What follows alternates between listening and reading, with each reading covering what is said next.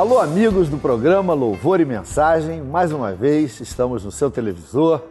Este é o programa da Igreja Missionária Evangélica Maranata, uma igreja evangélica no Rio de Janeiro, que se propõe a falar daquilo que é necessário para você, meu amigo, para a senhora, para você que está me ouvindo, ter um encontro com o Senhor e viver uma vida equilibrada e abençoada na presença de Deus.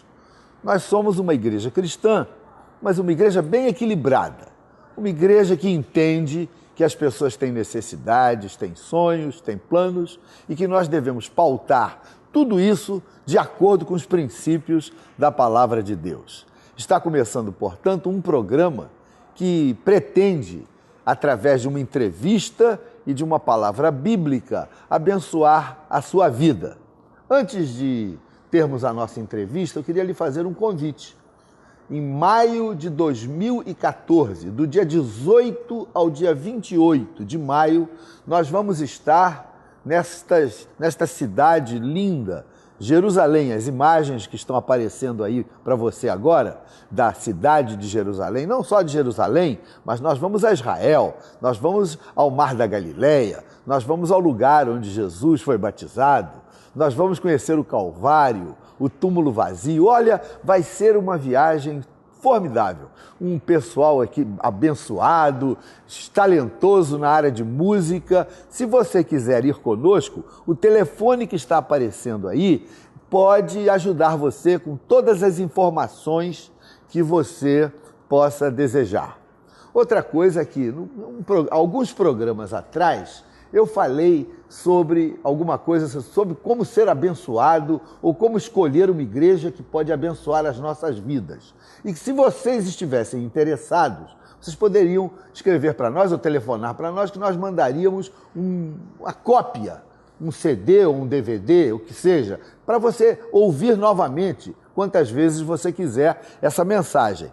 As pessoas entenderam que eu estava oferecendo este CD. Não, ele tem um custo. Tem custo de envio, de correio e tem o custo do próprio CD. Parece que o CD custa R$8. É um custo mínimo, mas se você estiver interessado, ligue para nós, o telefone está aí, deixe seu nome, seu endereço e eles vão combinar com você como é que você vai poder adquirir por um preço de R$8, R$10 no máximo, junto com o correio e tudo, essa fita desta mensagem que dezenas de pessoas ligaram para cá e o pessoal nem sabia como é que ia responder. Então está aí agora a explicação para que você receba na sua casa a cópia daquela mensagem. Está começando o programa Louvor e Mensagem. Olá, amigos. Bem-vindos ao programa Louvor e Mensagem. Eu tenho o prazer de receber novamente o pastor Amaury Braga Júnior. Esteve conosco no programa passado e hoje nós vamos falar de um ministério lindo, abençoado, que é um ministério de homens de oração. Ele também é pastor da Igreja Sal da Terra, em Pouso Alegre, sul de Minas, casado, 2 filhos, um testemunho lindo. Mas vamos falar um pouquinho sobre esse lance aí de homem e oração, que parece até um pouco raro, mas existe. Tudo bem, pastor? Tudo bem, Claudete. Uma alegria estar de volta aqui. Pastor, sempre que a gente fala em reuniões de oração e encontros de oração, a gente sempre imagina um monte de mulher junto. Exatamente. Não é verdade? Sim. Então, como é que é esse ministério, homens de oração? O que se propõe? Dá para juntar muito homem para orar mesmo? Dá. É algo que eu sempre estive envolvido em oração, desde que me converti.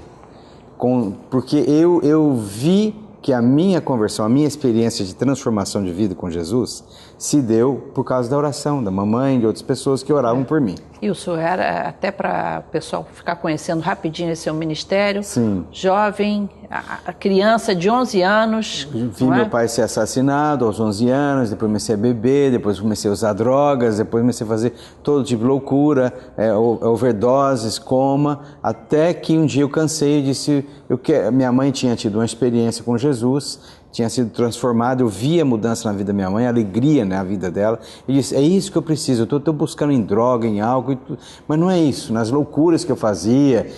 Uma vez eu criei uma asa delta, improvisei com um tecido e pulei numa montanha, me arrebentei todo, né? Esse tipo de loucura, queria fazer coisas, né? E nisso a sua mãe já tinha tido um encontro com Jesus orando, né? Orando e oraram por mim. Então eu conheci o poder, eu sei que a oração transforma, né? Por isso que aquela pessoa que está nos assistindo hoje, se estiver passando dificuldade, creia que se você orar e pedir a Deus, Deus pode mudar aquela situação, né? Então eu fui sempre envolvido com a área de oração. Depois, quando me tornei pastor, eu comecei a fazer vigílias na minha cidade, para a minha igreja, depois para as igrejas todas da cidade, depois de toda a região. Sempre eu fui um mobilizador de oração.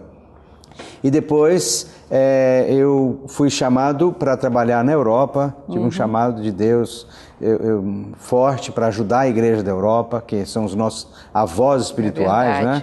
Fui lá e... Que foram um celeiro de missionários, tanto para a América do Sul como para a América do Norte. Sim, sim. E que hoje a Europa está meio assim, espiritualmente fria, eu só diria.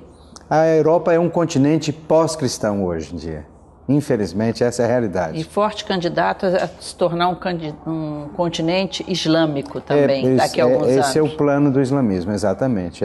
Mas o mundo todo foi abençoado pela igreja da Europa. Né? Você vai na Índia, você vê lá, encontrei com pessoas na Índia que foram alcançados por missionários que da Europa que foram enviados para lá.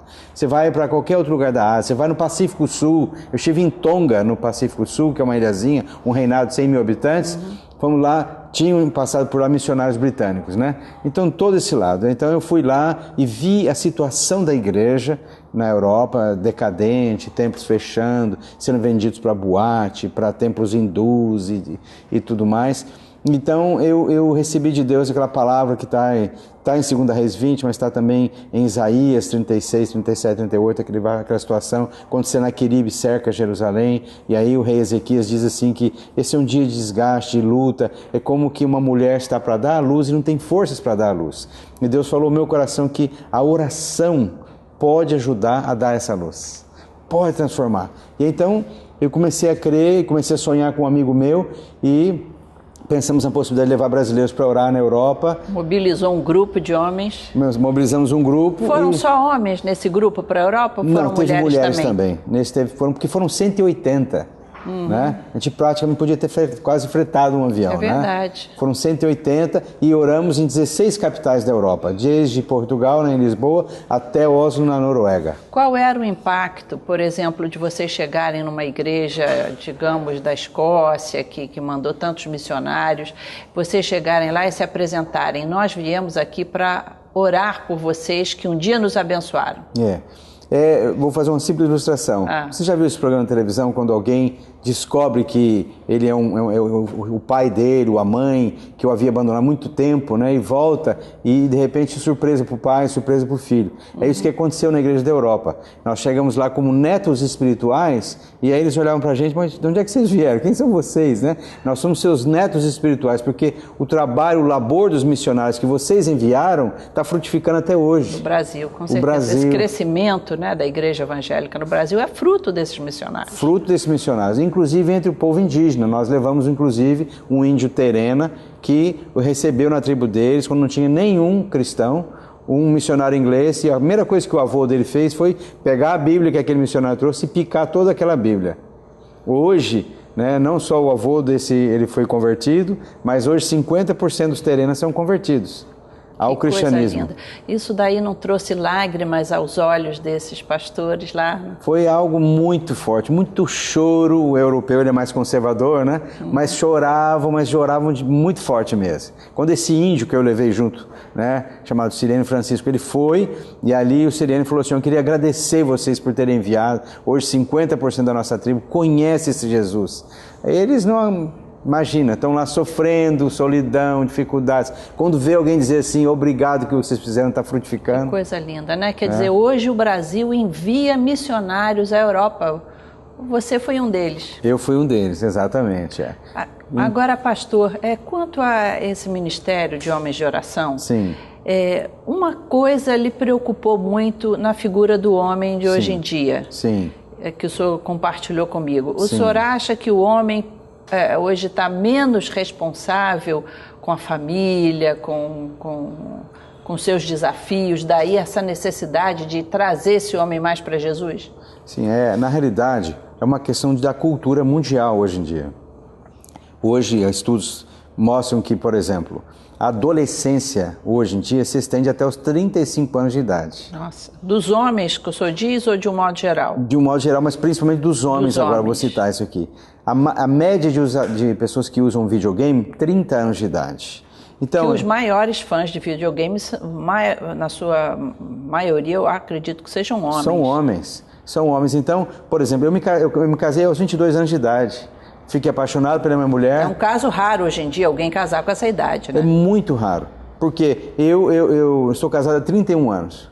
Eu me apaixonei pela minha esposa e disse, bom, eu quero casar com ela, vou fazer de tudo. Eu trabalhei, tive fé, busquei e nos casamos. Estamos casados até hoje, graças a Deus.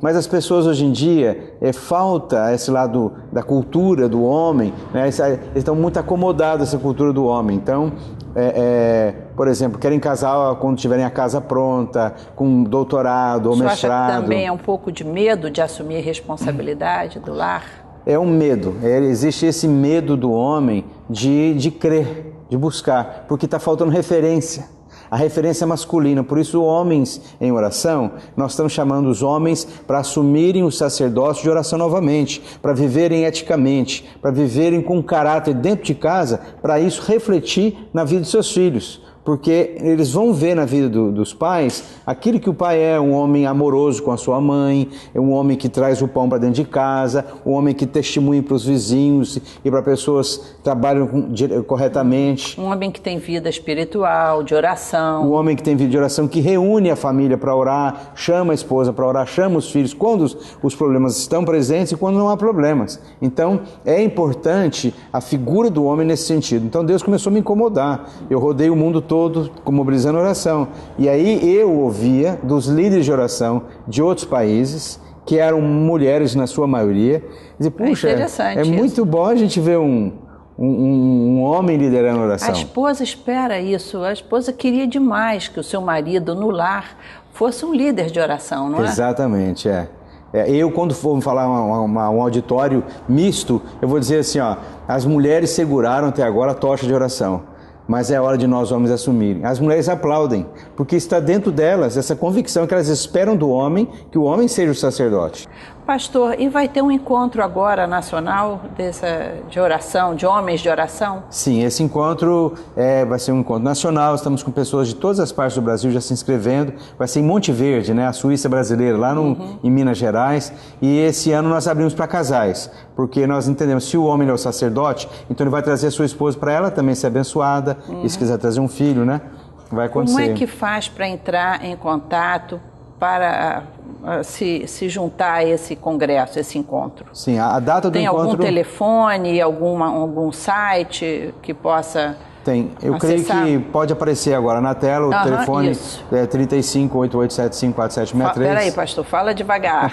35 8875 4763. 4763. Esse é o telefone do Ministério Sim. Homens de Oração. Que vai poder passar informações. E tem também algum site? O site existe, mas lá não temos informações do encontro. Sim. Que é www.homenhora.com. Homem-hora, né? Sem H. Homem e hora de oração. Hora de oração.com. E pastor, eu tenho certeza que alguém que assistiu aqui esse nosso bate-papo, ficou interessado em saber mais sobre isso, dizer, eu quero criar na minha reunião, na minha igreja, uma célula de oração de homens. Vocês dão orientação nesse sentido? Esse ministério Homem Ora, ele apoia os pastores nisso? Como é que faz? Sim, nós mandamos testemunhos de como ele pode desenvolver a reunião na sua igreja, coisas que pode fazer, material nós enviamos também, né? Ele pode escrever para mim por e-mail para saber tanto do encontro quanto do material ou apoio, que é a mauricomisso@homenhora.com. Então, para maiores informações, como criar na sua igreja um grupo desse, Sim. passa um e-mail para o senhor. Amaury, com Y, me ajuda, @homemhora.com, tá? Muito obrigado, pastor, pela sua presença conosco. Uma alegria. E você está vendo um telefone aí na sua tela, ligue para nós. Temos um grupo que ora também aqui, homens e mulheres orando por você. Ligue para nós, procure saber dos endereços de nossa igreja, mas continue ligado, o programa ainda tem uma palavra abençoadora sobre Jesus Cristo, que nos ensinou a orar. Aprenda com ele, fique ligado. Meus irmãos, no capítulo 11 do Evangelho de Mateus, Jesus diz que dentre os nascidos de mulher, ninguém apareceu maior do que João Batista. Jesus faz essa referência a João Batista e diz que nunca ninguém, nem antes nem depois dele, nunca ninguém foi como ele. Que ele foi dos nascidos de mulher, nunca ninguém tinha aparecido como João Batista. Esse texto entrou no meu coração e eu comecei a pensar, afinal de contas, o que levou Jesus a dizer que João Batista foi maior do que Abraão, maior do que Moisés, maior do que Davi, maior do que os profetas, maior do que todos os reis que reinaram em Israel, maior do que os apóstolos do próprio Jesus, de Pedro, do apóstolo Paulo? Ora, João Batista era um homem estranho. Ele se vestia de roupas estranhas. Ele não usava as roupas comuns das pessoas. E ele comia coisas estranhas. Ele comia gafanhoto com mel. Ele era uma pessoa não alinhada. Pessoa que vivia lá no deserto, pregava uma mensagem dura, não simpática, mas contundente, de que as pessoas precisavam se arrepender, precisavam mudar a forma de pensar e a forma de agir. E aí então Jesus, como eu estou dizendo, diz que ele era o maior de todos. E eu comecei a procurar na Bíblia algumas referências sobre João Batista que pudessem me explicar o que fez de João Batista uma pessoa assim, incomparável, tão aos olhos de Jesus. João Batista foi um dos maiores. A primeira coisa é que o capítulo 1 do Evangelho de João começa a sua narrativa, o apóstolo João começando o seu evangelho, logo no primeiro capítulo, no versículo 6, ele diz assim: houve um homem enviado por Deus, cujo nome era João, o João Batista. Ele tinha sido enviado por Deus. O que faz um homem ser grande é que este homem tenha sido enviado por Deus. Alguém com um chamado especial. Você, meu amigo, a senhora que me ouve, você quer ser grande? Pois não precisa ter patrimônio, não precisa ter carro, casa, não precisa saber vários idiomas, não precisa ser rico, não precisa viajar muito. Se você tiver um chamado de Deus, se Deus tocar no seu coração, chamar você para alguma coisa específica, você pode ser chamado por Deus para ser bênção na sua família, no seu colégio, no seu trabalho, na sua casa. Quando nós somos enviados por Deus, a gente ganha uma dimensão mais nobre. A gente passa a ter alguma coisa a falar, alguma coisa que tenha mensagem. Você não é só mais um na multidão, você passa a ter uma palavra coerente, abençoada, cheia do Espírito Santo. Eu queria desafiar você a buscar esta experiência. Não que você enriqueça.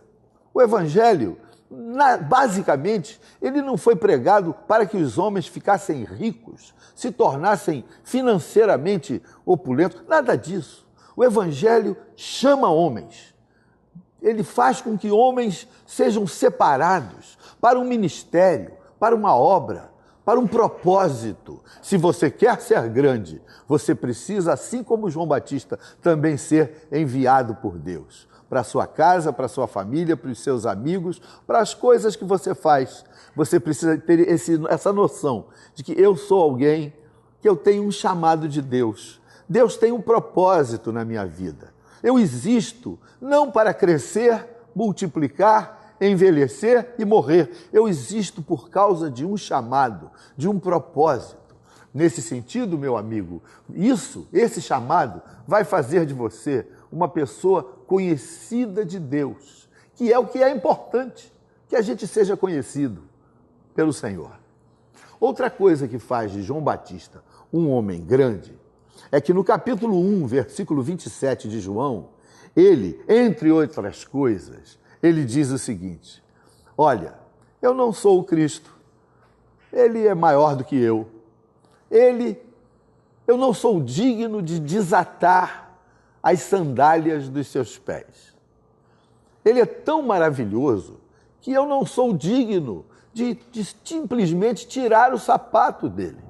O que fez, então, João Batista ser um homem grande aos olhos de Deus foi que ele olhou para si mesmo e reconheceu a sua incapabilidade. Ele era incapaz, ele não era digno, ele não tinha valores internos, pessoais. Ele se sentia uma pessoa limitada, pequena, pobre, pecadora, humilde.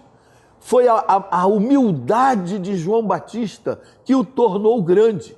Se você quer ser grande aos olhos de Deus, reconheça a sua pequenez, reconheça as suas falhas, reconheça que você é incapaz, que você é pecador, que você precisa de ajuda, que você precisa da unção do Espírito Santo. Os homens soberbos são egoístas, eles se bastam, eles olham para si mesmos e reconhecem que não precisam de ninguém, não precisam de ajuda, não precisam de comunhão, não precisam de conforto, de consolo de outras pessoas. Eles se julgam capazes de tomar conta de suas próprias vidas, sem nenhuma necessidade de ninguém. Já um homem mais humilde, ele reconhece que ele sozinho não tem condições, que ele precisa da ajuda dos seus irmãos, da igreja. Ele se submete à liderança espiritual da sua casa, da sua igreja. Os homens egoístas não se submetem. João Batista era grande porque ele disse assim: eu não sou digno. E quando a gente diz que nós não somos dignos, nós nos humilhamos, e é aí que Deus nos exalta. A palavra de Deus diz que Deus exalta o que se humilha e Deus humilha o que se exalta. Como tem sido você? Como é que tem sido o seu relacionamento com as pessoas que cercam você? Você tem sido soberbo? Ou você tem procurado entender que nós não somos nada? Que nós não temos capacidade de nada, que cada dia nós envelhecemos um pouco.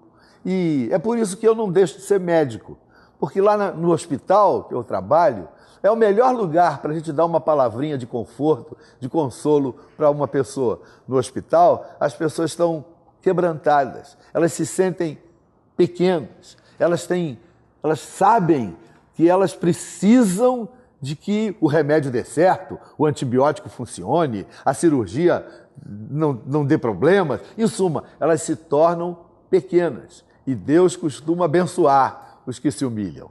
Mas então, para terminar essa pequena palavrinha sobre João Batista, eu falei que ele era grande, você que chegou depois, ele era grande aos olhos de Jesus. Em primeiro lugar, ele era grande porque ele foi enviado por Deus. Ele tinha um chamado de Deus. Em segundo lugar, ele era grande porque ele não se julgava digno diante dele mesmo. Ele olhava para si e dizia: eu não tenho capacidade, se o Senhor não me abençoar, se o Espírito Santo não encher o meu coração, eu não tenho condições de fazer nada por mim mesmo. E isso é a característica dos homens nobres, dos homens que Deus abençoa.